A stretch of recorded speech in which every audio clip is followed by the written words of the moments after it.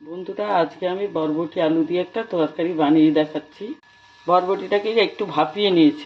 এখানে 2 চামচ তেল নিয়েছি। তেল গরম করে একটু কালো জিরা ফোড়ন দিচ্ছি। এবার দিয়ে দিচ্ছি আলুগুলো। এবার দিয়ে দিচ্ছি 2টো পেঁয়াজ একটু বড় বড় করে কেটে।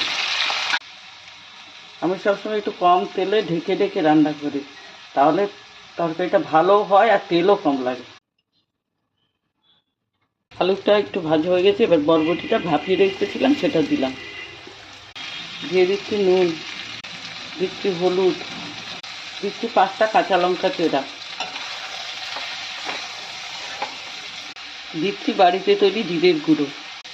এবার ভালো করে একটু নাড়িয়ে নিয়ে জল দিয়ে দিচ্ছি, অল্প জল দেব। আবার ঢেকে রেখে দিচ্ছি।